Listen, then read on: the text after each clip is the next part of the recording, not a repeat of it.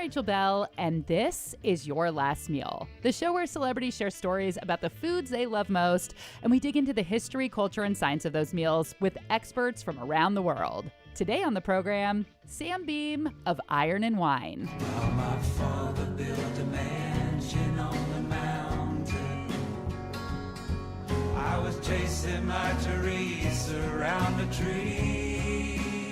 This is my favorite song off of Iron and Wine and Calexico's album, Years to Burn.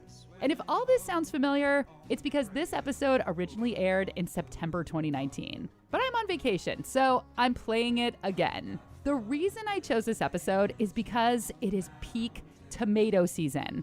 And Sam Beam's last meal is a stack of tomato sandwiches. One of the simplest but most ridiculously delicious foods I have ever eaten. But the only acceptable time to eat a tomato sandwich is in the summer, when the tomatoes are perfectly ripe and you can get them at the farmer's market or even better, in your own garden. I had never had a tomato sandwich before I met Sam, and I have been obsessed with them ever since. I wait all year for tomato season so I can make as many tomato sandwiches as possible in the 2 weeks my garden produces them. And I know a lot of you are obsessed as well because you tag me in your tomato sandwich photos on Instagram, which I love. But I am going crazy over here because I haven't had a single tomato sandwich this season. My garden tomatoes are still green and hard, and I am very stubborn, and I refuse to buy any because I want my first taste of the season to be from my own garden. Anyway, we're going to welcome a few special guests to the show to talk about the very specific North Carolina way of eating a tomato sandwich,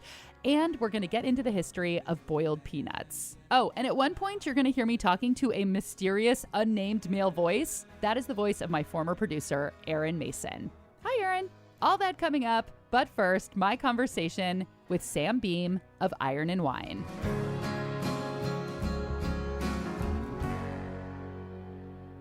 A lot of famous artists, whether they're musicians or actors, had a fairly similar rags to riches start to their career. They were struggling artists for years. They lived in cramped apartments with too many roommates. They played to empty clubs. They worked as bartenders and babysitters to pay the rent until they finally got their big break. But Sam's story is completely opposite of that. I know it was kind of embarrassingly easy. I hate to repeat it because it's just embarrassing when I talk to my friends who work so hard. But I'll tell you anyway. Okay. I'm here to embarrass you. Okay, it's easy to do sometimes. Sam was a professor of film and cinematography at the University of Miami. Yeah, I was teaching, but I always liked music. I mean, I had gone to art school and then ended up doing film work and was, just one of those creative types who likes to dabble in lots of things, has a hard time focusing on one. And music was one that I was doing in my spare time. I didn't really slug through playing shows a lot, but I was working on songs a lot. I was just working on the craft of writing rather than performing. But a friend of mine, Ben Bridwell, who has a band called Band of Horses, we grew up together in Columbia, South Carolina, and we had bonded on music over the years. We were keeping in touch and sending each other things that we were working on. And he was living in Seattle at the time and had a band called Carissa's Weird. And they were talking to Sub Pop about putting their record out. And he just put my stuff in their ear. He said, Lear, you should check out my friend's music. And they called me. I was a fan of Sub Pop records. I mean, obviously all the Nirvana stuff and Red Red Meat, all these great records. And so I was shocked. I mean, are you sure you have the right number? I mean, just given what the music I was making, it didn't really resonate in my mind as what Sub Pop would be interested in, but I was definitely flattered by the call. He wasn't even trying to be a professional musician. He was just trying to make music because he loved it. And then, he just gets a call one day from Sub Pop, which is the label that first signed Nirvana and Soundgarden, and later signed bands like the Postal Service, the Shins, Sleater-Kinney, Flight of the Conchords, and past Your Last Meal guest, Taco Cat. So 2 months after Sam signs with Sub Pop, they just send him out on tour. We just got cracking. It was interesting. Just one of those moments where your life takes a turn or gives you an opportunity that you had never expected. And if you're willing to jump in, it might take you down the rabbit hole. And here I am, still in the rabbit hole. I read an article from 2005 where you said that you're not a performer, that you always prefer to be behind the scenes, with film being behind the camera. 15 years after you got your start, do you feel more comfortable performing? Do you enjoy it? I do, yeah. I actually really do. It was something I had to do in front of a lot of people for a long time and make mistakes. I think I just liked perfecting things. I'm an artist who likes to do lots of versions of a thing, just develop a thing until you feel like it's ready to present, rather than, just let it all hang out and warts and all. I was always really self-conscious. Honestly, performing in front of people and messing up in front of people for so long was really healthy for me. It made me able to embrace improvisation and just sort of exposing yourself in a way that I think is healthy. Your music is so chill, so I was kind of delighted to read that you used to be a metalhead when you were young. Yeah. As was I. I was a Pantera shirt-wearing, chain wallet kind of gal in high school. They were great, yeah. I mean, I was always kind of a musical omnivore. I just like all kinds of music. But I think, yeah, that was one that people were surprised that I was way into pretty heavy music. I mean, it's like assuming that a chef in an Italian restaurant only eats Italian food or something. No, it's true. It's like you're not multidimensional. You are just this one thing. Yeah. Yes. You are a man with a beard, and that is all. Yeah. That is true. Sam has 5 children, ranging from 9 to 21 years old. And when he's home, he loves to cook. So how do you accommodate all of their tastes and palates? What are some dishes that you can make for everybody? Well, pizza is pretty popular. Yeah, they're all really different. That's always been a challenge, to be honest. I kind of just make things that I know that they like and then cook for myself as well. Part of being in a big family, everybody likes different things. So are you the nice dad then that will make a bunch of different dishes for different people? I do. Luckily, they only like a couple of things, so I don't have to, it's one of 5 things. But we also all bond on ice cream, so we always have a communal ice cream. What are the 5 things that you rotate through? Well, they love mac and cheese, they love spaghetti, they love pizza, they love chicken. They sound like true American children. Mac and cheese and pizza. I know the normals. Vegetables are still always a chore, but we try. Some get lost in a storm, others behind an old chest of drawers. I feel God swallowed in fog, flowers and all. What would your last meal be? Oh, right. The reason that we're here. Well, I am from the Southeast, and one of the best parts about this time of the year in the summer, we're talking in the summer, is the heirloom tomatoes. And so tomato sandwiches are kind of like crack rock to me. I can't get enough in the summertime. Just the fresh summer tomatoes with like the cheapest white bread, toasted and with some mayonnaise and lemon and a little spring onions or something. They're so good. It's incredible. Oh, man. I just got a little drooly. I know. It's incredible. If you've had one, you know what I'm talking about. I would like a stack of those. And then I would also like boiled peanuts, which are also a kind of regional thing, which I grew up with. Boiled peanuts is kind of like a snack at like any like baseball game or any kind of like public function. It was just kind of a normal thing. I didn't realize until I got out and grew up and left that it was a really regional and unique and actually divisive snack. There's a lot of people who really don't like boiled peanuts, but I think they're incredible. Can you explain to us Yankees what a boiled peanut is? Like, what's the texture and the flavor as opposed to the kind of standard ones? Well, it's really soft. I mean, generally, you eat them roasted with salt or something. But these, you take them green and you boil them so they're soft, but they're really rich and sort of nutty in flavor. Some people just can't get past the texture. You kind of boil them in a brine, and now it's kind of popular to do them like a Cajun, like a hot peanut, and they're so good. And you can go and get them at any gas station. I mean, take your life in your hands sometimes. At the same time, I think they're great. but it's just what I grew up with. And then to drink, I would demand white Burgundy, the most delicious drink there is on the nectar of the gods from the Côte d'Or. And so that's my last meal. Wow. So what is white Burgundy like? What is the profile, and is there a certain brand that you like the best? Oh, well, I mean, I can't afford the stuff that I like the best, but I've had it poured for me before. They're just so balanced between the acid and the oak. It's just, I don't know. It's one of those wines where I can sit and just smell it and just be just as happy. I don't have to actually drink it. Just sit there and sniff on it all night, and it's such a pleasure. So you're the There's cool a guy in reason the it's corner, expensive. just I don't know. sniffing a glass. I don't know how cool I am, but I'm definitely happy. But it's there's a reason it's so expensive. It's a reason it's the most popular grape in the world, and everyone wants to make it. But it's a unique thing. For his last meal, Sam Beam wants a stack of tomato sandwiches, boiled peanuts, and a French white Burgundy.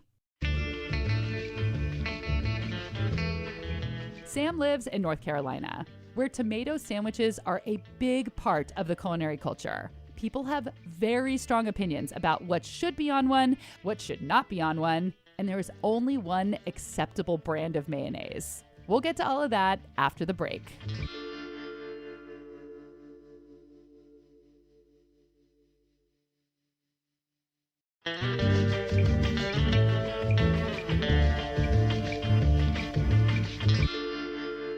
Sam Beam wants a tomato sandwich for his last meal. Have you had an heirloom tomato white bread mayo sandwich this summer yet?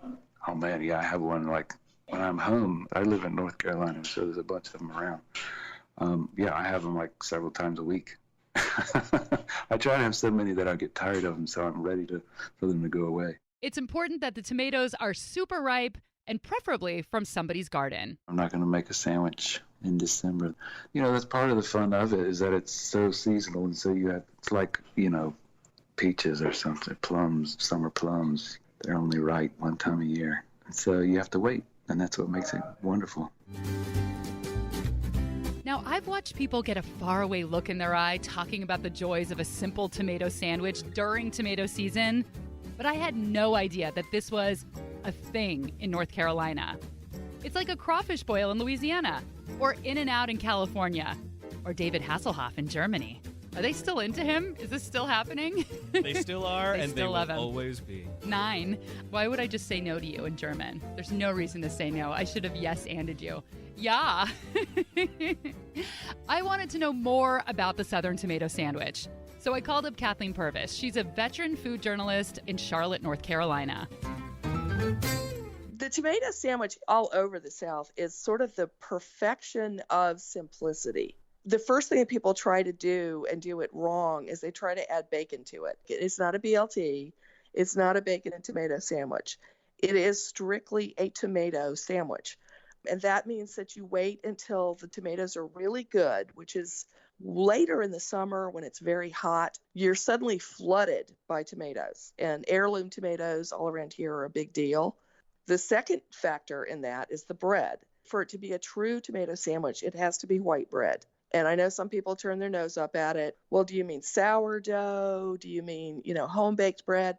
Sure, if you want to get fancy. But honestly, most people get really into what they call bunny bread from the Merita Company. It is basically just your straight-on white bread. It's Wonder Bread.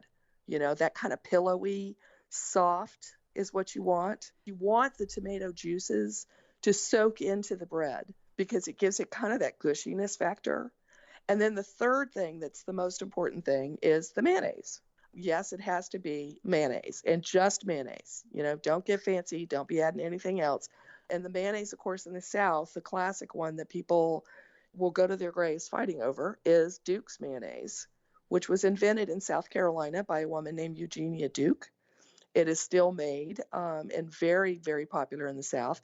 And the trick with Duke's mayonnaise versus like Hellmann's is that Duke's mayonnaise has no sugar in it. So it's a little bit more piquant, I think would be the right word. It's got a little bit of a tang to it. And of course, it's very creamy. And so the juices from the tomato mix with the creaminess of the mayonnaise, mix with the pillowiness of soft white bread, A good tomato sandwich, the juices need to roll down your arm to your elbow, and you probably should eat it standing over the sink. It's the kind of thing you would do if you've been working out in your garden all day.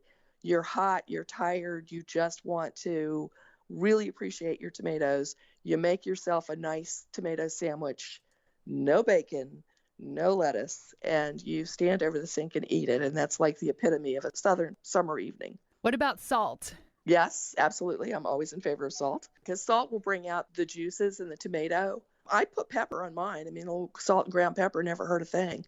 This summer was the first time that I ever had a tomato sandwich. I didn't like tomatoes for most of my life, and I started liking them maybe like 10 years ago. And so it's kind of been like a slow crawl to want to just eat a big slab of tomato. But it was after I interviewed Sam and hearing him talk about it, I was like, I got to try this because I do grow heirloom tomatoes. And I had these huge orange heirlooms that took up the size of my palm. And I mean, they're so big that I made a salad with one of them and 4 people couldn't finish it. I mean, they're huge. So I got, I think, potato bread, and then I had the mayonnaise and the salt. And I was not prepared for how good it was. I just thought, it'll be fine.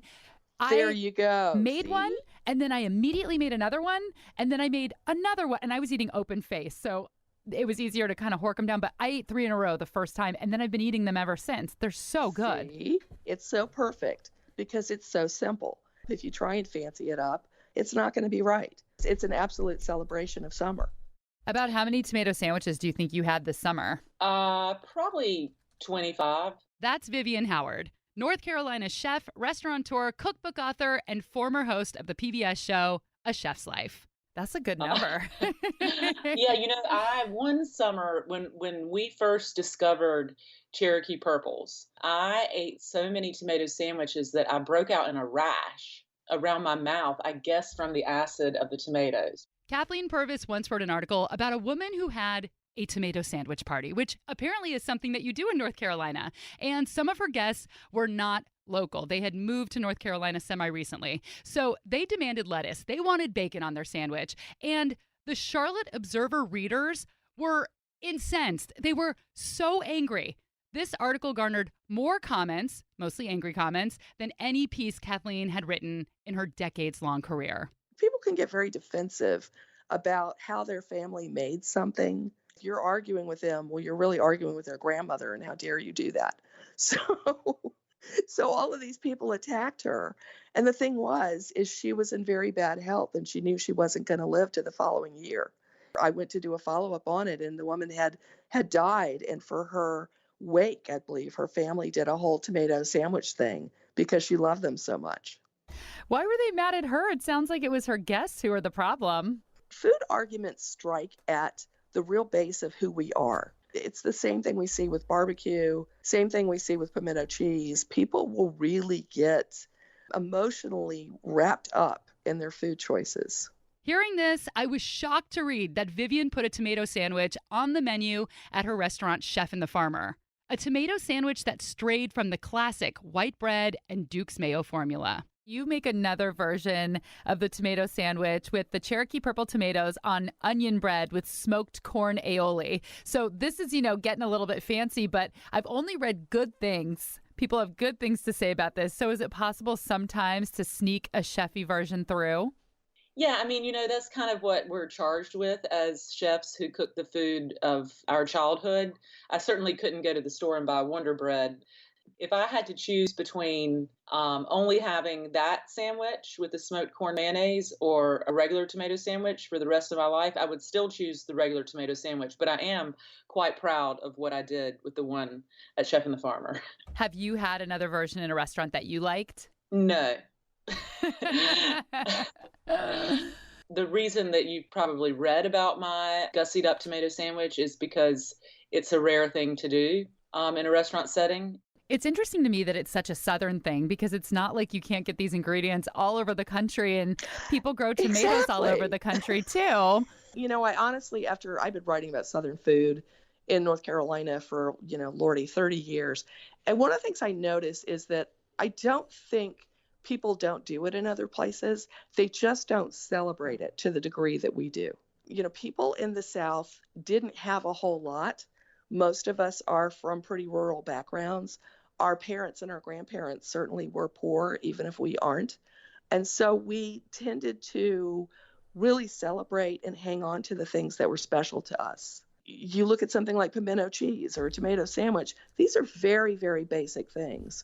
But they're so much a part of our identity of who we are that even though they might be made somewhere else, nobody defends them quite like we do. I want to move on because I know that you know all about Southern food. One of the other things that Sam wants for his last meal are boiled peanuts. So I want to ask you about that. Oh, Lordy, he's a man after my own heart. I love boiled peanuts. I was raised on boiled peanuts. I read a bunch of articles about the history of boiled peanuts, and as it turns out, none of the stories I read are true. Not even close to the truth. As often happens, white folks are given credit for an African-American invention, which is the case here, but the story goes even deeper than that. When we come back, culinary historian Robert Moss sets the record straight.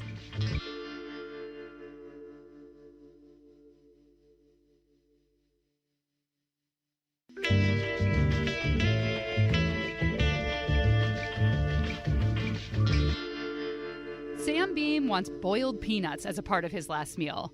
And as I started doing research and reading articles about the history of this very Southern snack, I kept reading the same story over and over again. That boiled peanuts were eaten by Civil War soldiers out of desperation. That it was a cheap, protein-rich food that filled them up. These articles said that white Southerners invented the boiled peanut out of necessity in the early 1860s. But South Carolina culinary historian and food writer Robert Moss set the record straight in a super informative piece he wrote for Serious Eats. Yeah, well, first we'll start with what's not the history, because if you Google it, you'll probably find some variation of a story that the boiled peanuts got started during the Civil War. Confederate troops had their supplies cut off, and they were so desperate they took to boiling peanuts, which up till then no one had eaten. You know, there was just some animal food or something, and they discovered they loved them, and thus the boiled peanut was born, which couldn't really be any further from the truth. That's not at all how people in the South started eating boiled peanuts. In fact, boiled peanuts were around long before the Civil War. And it's actually sort of a curious history because the peanut itself is South American in origin. So it was found by Portuguese colonists when they were in Brazil. And then the Portuguese ended up taking the peanut to Africa, and the African groundnut was already a staple in the African diet. And they adopted the peanut and started growing it alongside it as sort of an alternate crop. And so peanut became really a staple of the diet in a lot of West African cultures. And then the peanut ended up being brought to North America via the slave trade, or colonial America, particularly in the Carolina colony. A lot of the slave Africans there would grow peanuts in their garden patches. So it was very much part of their food ways, and it was something that was grown primarily for African families and then their descendants initially. It really wasn't until after the American Revolution that white Southerners sort of discovered the peanut and started cooking it as well. Boiled peanuts were not a food of desperation for Civil War soldiers. They actually already loved boiled peanuts, and they couldn't get any during wartime. That story is even told in a wartime song called Goober Peas. Which is sort of one of these classic Civil War ditties, I guess you would call it. And it's all about soldiers who are reminiscing for home and missing eating peanuts. It's exactly the opposite. They don't have peanuts when they're in camp out in the field. Goober peas was a common nickname for peanuts back in the day. And it actually comes from an Angolan word, N-G-U-B-A, guba. It's the Angolan word for peanut. And so that was sort of went from guba to goober. I guess even today, it's long been a nickname for peanut. It makes sense that they call it a pea because a peanut is not a nut. It's actually a legume, which is a very fun word to say. The peanut is a cousin to peas and beans. And boiled peanuts are made from fresh green peanuts that are harvested this time of the year. Definitely very much a seasonal thing. Peanut harvest is usually somewhere between August and October, only lasts a couple of weeks. And those are truly green peanuts. Those are peanuts that have just been dug out of the ground, and they're raw. They have a lot of moisture in them, so they don't last very long. So they only last a couple of weeks, even refrigerated. So you can buy raw peanuts and boil them any time of the year, but the green peanuts, which make the best ones, are really only available for a couple of weeks in the late summer and early fall. The natural moisture in the green peanuts is why West Africans started to boil them. They were too moist to be roasted. If you haven't had one before, it can be a bit of an acquired taste because it's going to be soft. both the shell is soft when you peel it and then the pea inside, it's going to be a soft, salty kind of pea. It's not anything like what you might expect if you're used to eating roasted peanuts.